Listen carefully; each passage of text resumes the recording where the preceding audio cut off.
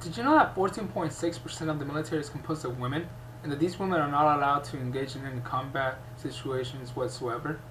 Hi, my name is Lázaro Martinez, and today I'll be talking to you about why women should be able to engage in combat units in the United States military.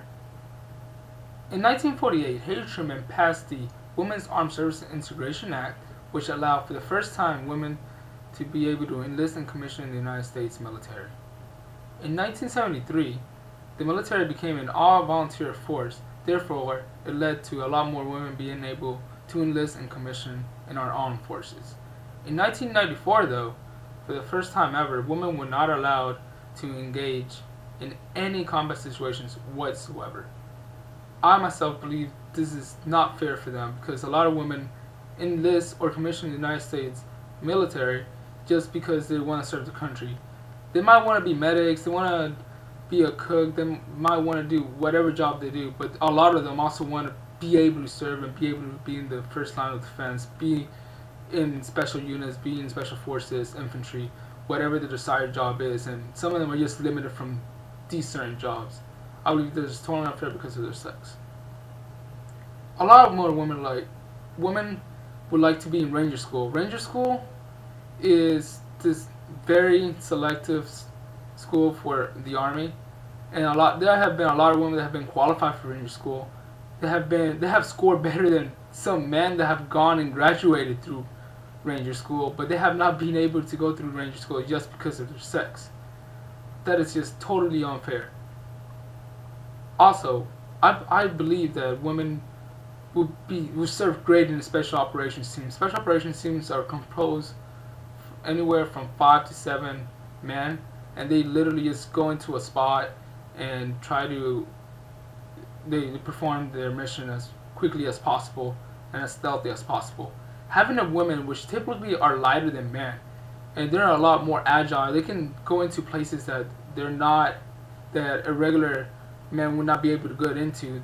That serves as a very stealthy way of attack. Also, around the world, women are not seen as fighters. Women are not seen as people that will go into a place and try to distract the enemy. Therefore, you can use them as a distraction when you're performing your special operations. Women could actually help the military in a lot of different ways, and it's not like you're forcing them. They're actually volunteering to go, but they're just not allowed. They're currently just not allowed just because of their sex. That's totally unfair. Also, this is not just an issue of like having women going to join special forces or be able to join an infantry team, which is just pretty much the first lines of defense. It's also a matter of equality. Women, you talked about having equal rights, being given the right, everyone having the right to vote, and giving women being equal in all different ways. But you're not giving them equality by not allowing them to pick certain jobs that a lot of them desire to do. Also, having women being able to fight in the military as a first line of defense, you can probably increase the number of women that would enlist and commission in the United States military. Therefore, in the near future, you won't have to. I'm not saying that this would ever happen, but you would avoid a draft because you already have more than enough people that volunteer. Like, there have been a lot of women out there that have just not want to commission in the United States Army, Air Force, Navy, Marines, just because they can't get their desired job as an infantry person. They're just different ways that women can be engaged in the United States military, but they're currently not. Thank you.